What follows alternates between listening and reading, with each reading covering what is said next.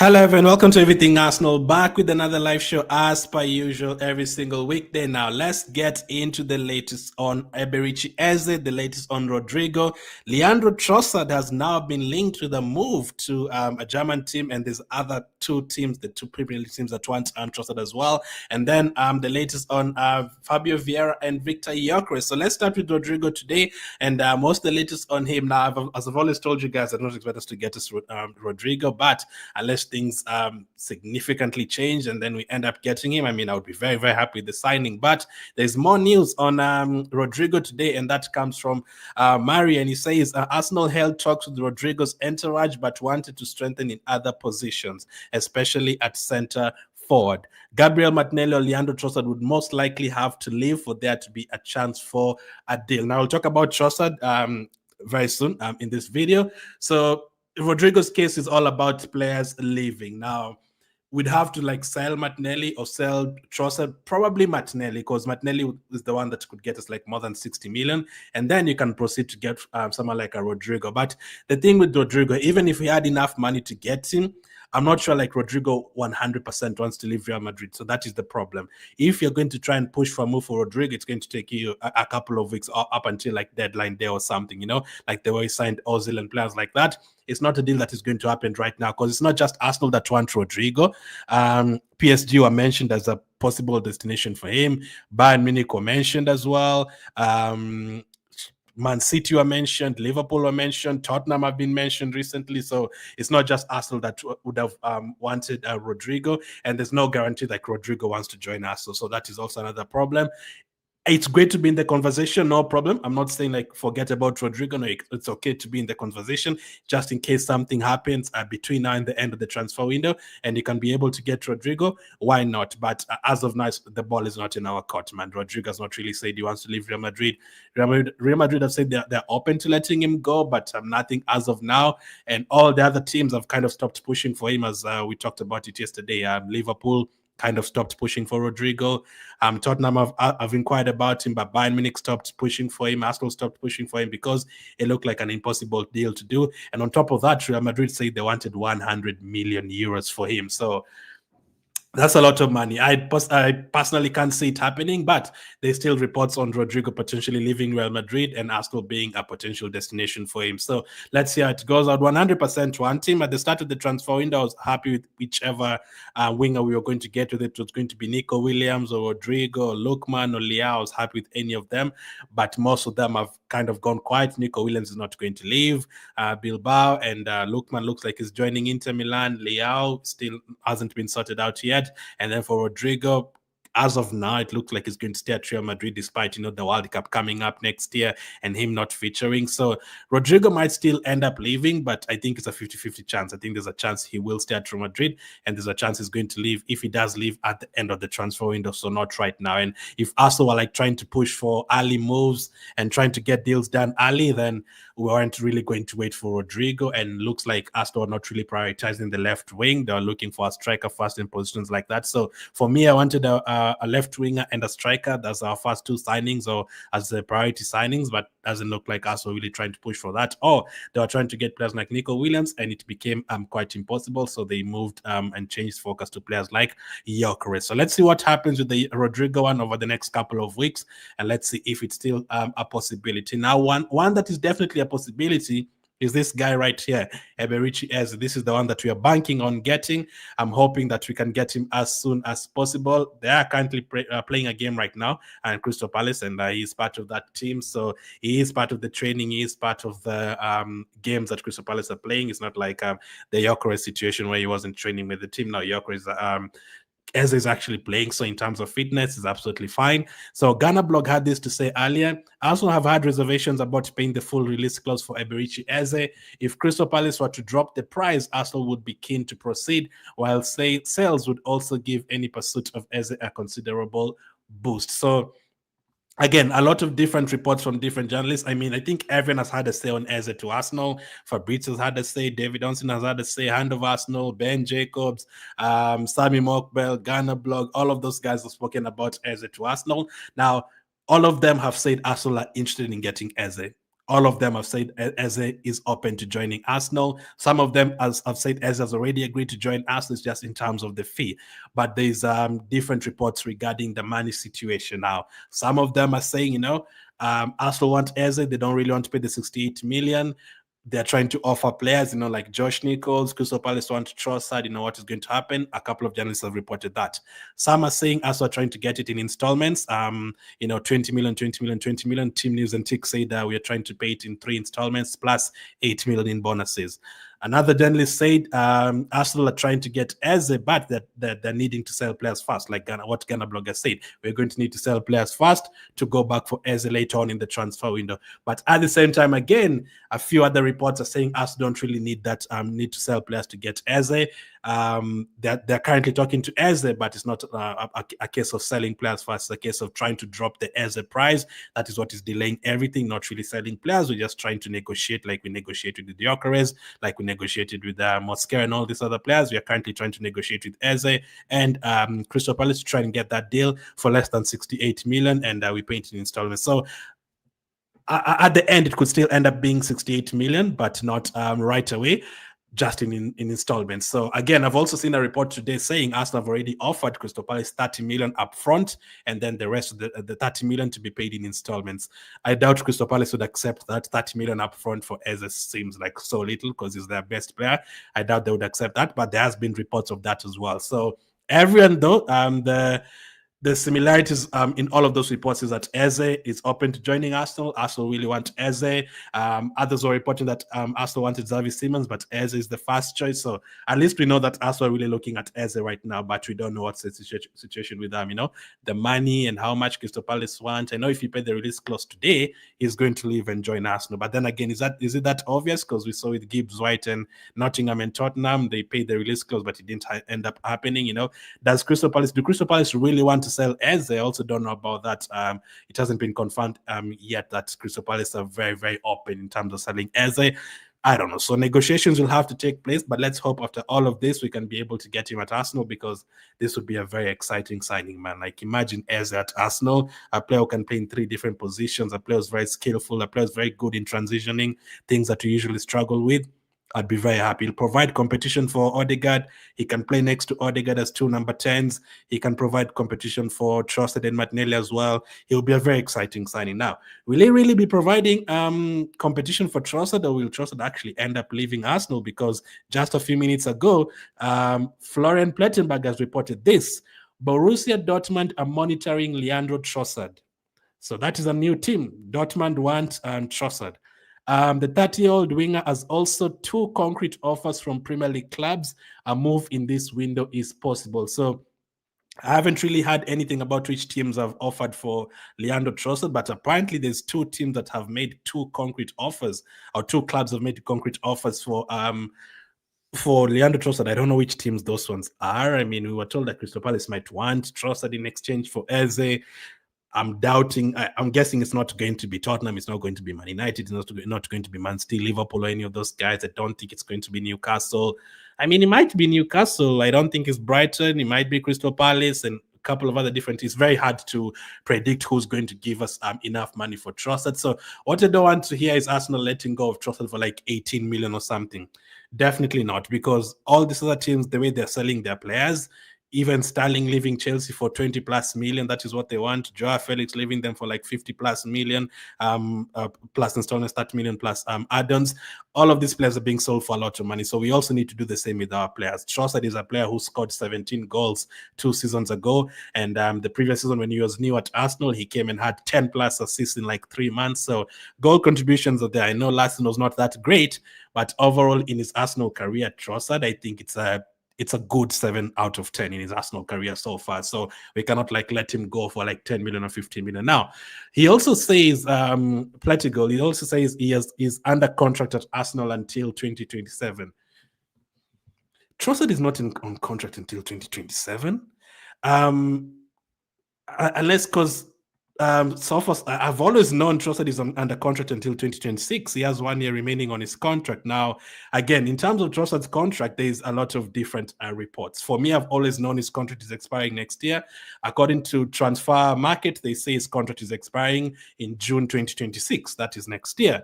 In terms of Arsenal's salaries, where I get the Arsenal salaries, they say his contract is expiring in 2026 as well. Now, Florian Plettenberg has said that his contract is expiring in 2027. Ghana Blogger said his contract is expiring in 2027. Let me show you another one now from Fabrizio. Now, Fabrizio, when we signed Trossard, this is what Fabrizio said. Fabrizio said, Leandro, this is 2023. Leandro Trossard contract with Arsenal will be valid until 2026 and not 2027. Small change from a few minutes ago. So I'm guessing all these years, then people have never really known how long Trossard is going to be at Arsenal, which kind of contract he signed.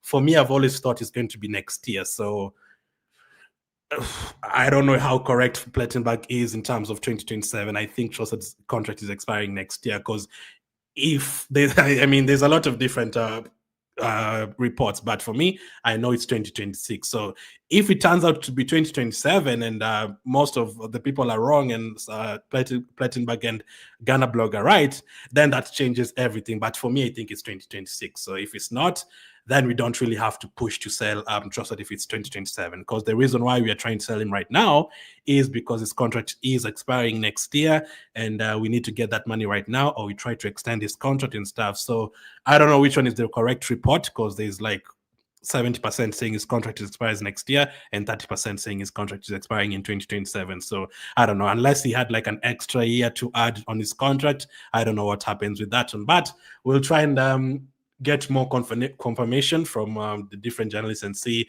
Maybe we wait for Ando Vastel to tell us when his contract is expiring, because I've always thought it's going to be 2026. So Dortmund want him though, and 2 other Premier League teams want him.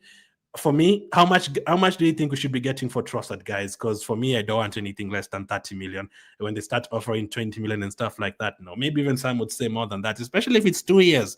If the 2027 thing is accurate, then it has to be way more than 30 million, because Trossard is not a useless player. Again, 17 goals 2 seasons ago, scored in the Champions League for us, big goals.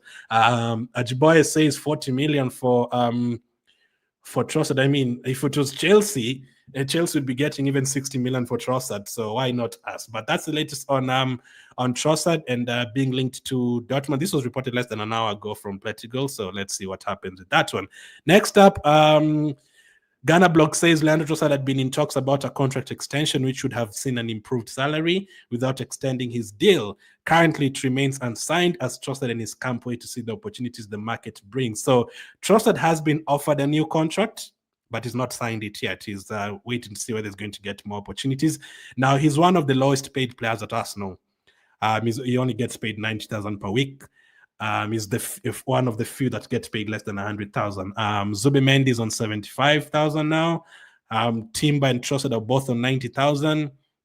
And Vieira is on 45. Lewis Kelly is on 40. So very few players are going to be under 100,000 per week, and Trossard is one of them. So maybe if he feels he can get a better contract elsewhere for the next 3-4 years of his career, then he can move on. But in terms of staying at Arsenal because of money, I don't think money at Arsenal is a motivation, because he's getting paid really low. So I'm guessing if he says he wants at least more than 100,000, because at Arsenal, the way we've arranged our wage bill, it's a bit unfair. There's no way Gabriel should have been paid less than. I know things change, obviously, but Havertz and Jesus should not be number 1 and number 2 in our wage structure at all. They should not be number 1 and 2. Gyokeres will now be number 5 on 200,000. Saka should not be number 6. Gabriel, before his contract extension, Gabriel was like 19th in terms of getting paid at Arsenal. Highest paid players, he was like number 19, which is not good at all, because Gabriel is one of our best players. Merino is on 130,000, Zinchenko 150k, and then Timber is on 90,000. Yeah, I guess it's not fair. So I'm guessing when Timber signs his new contract, his contract is expiring in 3 years' time. He's going to go way more than that for sure. So let's see what happens with Trossard as well. But he's 30 years of age as well, so we need to decide whether we're going to sell him right now or not. So Shelley says 35 to 40, and Mosquera says 40 plus 5 million for Trossard. So let's see what happens. I'll try to confirm that contract thing, because a few people are saying 2026, a few people are saying 2027, and Transfer Market and the Arsenal website itself is saying 2026. So I'm guessing we'll just go 2026. Let's see what happens. So next up, Fabio Vieira. What's the latest on Fabio Vieira? West Ham now want Fabio Vieira. So we are getting a few teams wanting our players now.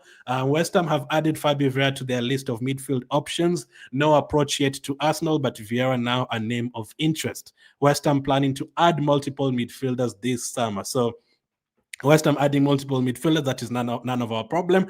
Our problem is, do you have 30 million plus for Fabio Vieira? Then we can talk. We signed Vieira for close to 40 million. His first season wasn't that bad, but it hasn't really worked. Even during his loan spell at FC Porto, didn't really work out. So at the moment, we're kind of having to sell him. Arsenal don't want to even loan him out. Arsenal want to sell him. Now, Vieira's contract is expiring in 2027. He only gets paid 45,000 per week. So once again, just like Trossard, I don't think money is an issue. Unless you wanted to get an extension in terms of contract, which is not going to get because Arsenal don't want him. I mean, at the moment, we are trying to get Eze at Arsenal. Odegaard is already there. Noni is already there. Dauman is emerging as well. On the right side, Saka is there. Madueke has now been signed. Is going to play on that right side as well a few times. So there's no spot there for Fabio Vieira. And it's going to be so. So let's hope we can get good money for him. Because if you manage to get at least 30 million for Fabio, even if it's just 25 million plus add-ons for later or installments, absolutely fine. If you're able to get 30 million for Vieira, because he's still young. Vieira is 25 years of age, so we should not be throwing him away for 10 million or something. No chance at all. And then we're able to get at least 20 million for Reece Nelson, and then at least 10 million for Karl Hein, and then Lokonga is there as well that we can sell. If we can get like 80, 90 million from that can help us get a player like Eze through the door if money is the case. And we wouldn't even really have to sell players like Zinchenko and players like Martinelli to fund the Eze transfer. We can just sell the other players. But West Ham do want Fabio Vieira. Let's see what happens. Remember when West Ham are trying to sell to us Declan Rice in the way they were basically like Sporting this year. Yeah, if you want Fabio Vieira, you have to pay up as well. Pay the money. So today, Viktor Gyokeres was in training today for the first time. That was great to see. It looks like he's going to make his debut against Tottenham on Thursday. I cannot wait, man. It's been so long since we saw a striker up front, man. We were used to seeing Arsenal having a striker all these years, from Van Persie to Shamak to even Bentner, to Eduardo, to Carlos Vela, to Aubameyang, to Lacazette, but we haven't really had an out-and-out striker since Aubameyang. So this is very new to us, having Gyokeres there. It's going to be very new to us. I cannot wait to see how he does, man. We've had to watch Harry Kane scoring goals for Tottenham and Bayern, Haaland scoring goals. The players are very happy. From the way the players are greeting Gyokeres, they're very happy to have a striker there. So I cannot wait for him to get started. Now, look at how excited people are to have Gyokeres at Arsenal. This one. Where is it? Why has it disappeared? Okay, we'll come to that. So let's read this one first. Viktor Gyokeres has a preference of wearing the number 9 shirt, but because it was already occupied by Gabriel Jesus, the Swede then expressed desire to wear the number 14. So in terms of shirt number, Arsenal have never really been the team to, remove a number from someone and then give it to someone else. So I didn't really expect Jesus to be, have the number 9 taken away from him, especially because he's injured. That would be very brutal, give us the number 9. You don't care if you're injured. I don't think Arsenal would ever do that now. He's already taken the number 14 shirt. So even if Jesus leaves, I don't think it would make sense for him to change from the number 14 to 9. I don't think it would make sense, especially if you read this. Let me find out what I was trying to show you. Where is it? Why does it always disappear when... Okay, there you are. Now, you cannot change the number, especially after this has already happened. Look at this. Shirt sales for Arsenal's new signing, Viktor Gyokeres, have broken the club record. Already, he's been at Arsenal today was his first training session at Arsenal. He's already broken the record in terms of shirt sales. That is so crazy, man. That is so crazy. So you cannot change his number from 14 to 9 right now. I don't think it's possible, because if everyone has bought his shirt already for the number 14 and you're already expecting, people have already done and, thought about this, the new Thierry Henry, the number 14 shirt, you're already imagining, already having dreams about it.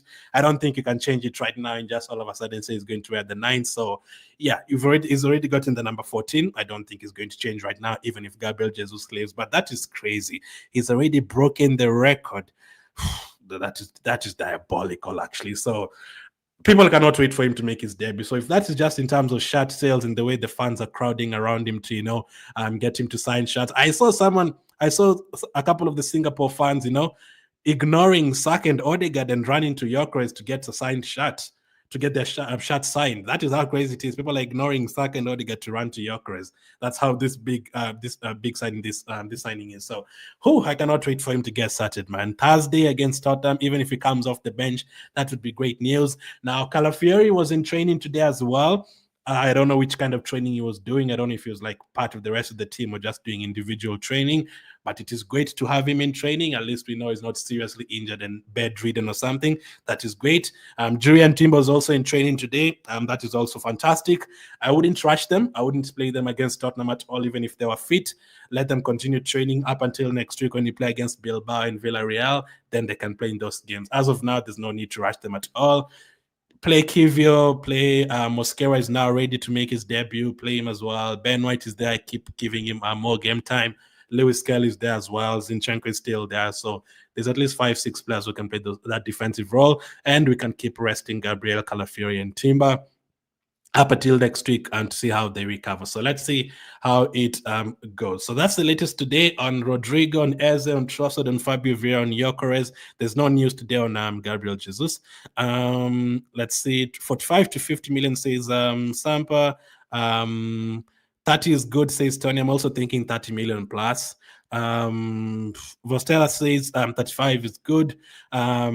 Charles says, I can't wait to see Viktor masking Gyokeres playing our rival Spurs. I cannot wait, man. Imagine if he scores as well. Mubarak says, Mr. Glenn, is it true that Crystal Palace started looking for as a replacement? I had that as well. They're looking at the Leicester midfielder and a couple of other players as well. So that is great. If they're starting to look for replacements, like that's the same thing we had about Sporting doing like 3 weeks ago. When it went quiet with the Gyokeres, we had started hearing that Sporting are looking for a replacement. So it looked like he was obviously going to leave. So let's hope that is the case and we can actually get Eze. That's great news for us. The Ghana says, Musa, what's good? Kolapo, good evening, Ghana's family. For me, I think all now is Eze, not Rodrygo. Yeah, if it was between the two, I'd go for Eze first. He's cheaper, his Premier League experience. He can play both positions. I'd go for him as well. Bayern Munich have signed Luis Diaz from Liverpool, so they're off for him. Who are you talking about? Bayern Munich have signed Luis Diaz from Liverpool, so they're off. So you mean Rodrygo, I guess. So yeah, if they've signed Luis Diaz from Liverpool, yeah, for a lot of money as well. So if that's the case, they're not going to go for Rodrygo. So the only teams that want Rodrygo right now are Arsenal. I'm sure Man City are going to get into the conversation if he becomes available. Liverpool were mentioned before. You know, they might want him to replace Luis Diaz. So let's see. PSG also wanted Rodrygo. Hello, Glenn. No need for all of those mentioned as long as we can get Eze, says Chimera. Yes, hopefully. How's Calafiori? We've just talked about him. Silver. Arsenal should forget about Rodrygo and bring in Eze, and Gabriel Martinelli will compliment, says Lucky. I want Eze, says Lekan. Madueke, when is he expected to join the squad? Next week when they go back to London. Maxwell says we want Eze, please. Muy, what a name. He says, Mr. Glenn, how far with Eze? We've discussed him. Let's get Eze because Rodrygo is expensive. Waiting to see Gyokeres in the Tottenham game. Liao is willing to join in. It's always good to have such players who want to play for the badge, says Geoffrey, sorry. Godfrey says, welcome to Arsenal, guys. Evening, sir. We want another striker, Sesko, to add to Viktor Gyokeres. That is definitely not happening. Sesko is... yeah, we forgot about Sesko a long time ago. They want like 80 million for him, so Arsenal already backed out of that one. I mean, who knows though? We might go for a second striker, but not Sesko. I mean, if you get Gyokeres and then you're also able to get someone like a Watkins for 40 million, that I would have been very happy about. Watkins is the main striker? No. But Watkins is one of the best strikers in the league. So if you're to get someone like a Gyokeres and then you add Watkins, that is fine. But as of now, I don't think you're going to go for a second striker. That position is going to be Havertz and Merino. So we're not going to get a second striker and throw away Havertz from the team. Ateta is a big fan of Havertz, so Havertz is still going to be the backup striker or maybe even starting a few games. I did a video yesterday talking about how Arsenal could line up, and there's a way he could have both Havertz and Gyokeres on the pitch at the same time, so that is not going to happen. If you sign a new striker right now and you sign Eze, that is basically telling Havertz you can leave, and Ateta is a big fan of Havertz, so that is not going to happen. Comedian says Arsenal will sign Eze, Rodrygo, and a young defender. Watch and see. I mean, 3 signings right now. I don't know. We'll have to do a lot of sales. If you get all of those three, you might have to sell both Martinelli and Trossard. Eze himself, he has to push his move like what Gyokeres did and must stop attending training sessions. No, I don't think it's at that point with Eze and Crystal Palace and Gyokeres. Gyokeres was at Sporting for only 2 years as well, so Eze has been there for a longer time ever since joining them. So yeah, Eze is not going to do that. I also think he's like a South London kid or something. Is not going to do that to his team. I'm waiting to see Eze on the Arsenal page. Says Sampa, let's sell Martinelli, Nelson, Lokonga, and get Eze. I can't wait to see Eze, Gyokeres, and Saka up front. How much are you selling Martinelli for? Because a lot of people usually say sell Martinelli, but how much are you selling him for? Because if you want like 60 million, we have to wait for someone to actually come and pay that 60 million.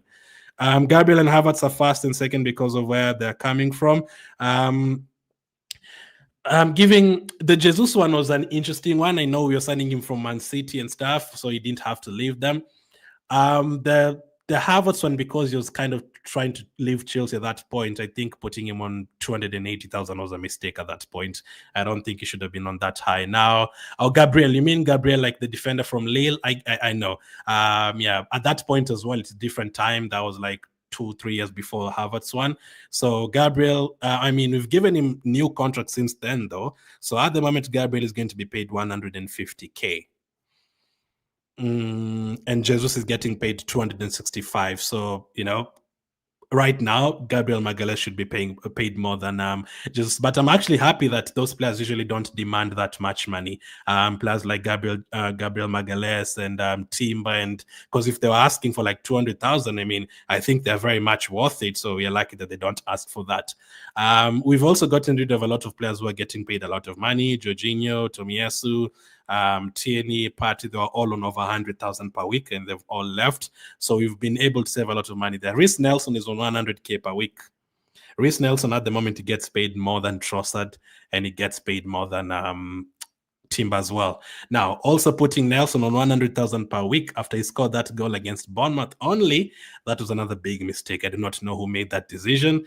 There was a couple, I mean, they did a lot of good work in terms of the contracts and, getting rid of the expensive players and all that, getting rid of Ozil from the beginning.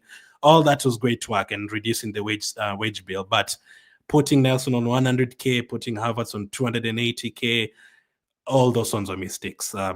Even Ketia giving him more than 100K and giving the number 14 shirt, those are a few mistakes there for sure. So hopefully we can correct that, because there's players who deserve that more. And, getting rid of Reiss Nelson, that 100K, we can use it elsewhere. We can extend Saka's contract. Saka should not be Saka is 1, 2, 3, 4, 5, 6. Saka is 6th. He should be the highest paid player at Arsenal because he's been the most consistent player over the last 5 years. Odegaard is 4th. I guess that is fine. Rice is 3rd. That is fine.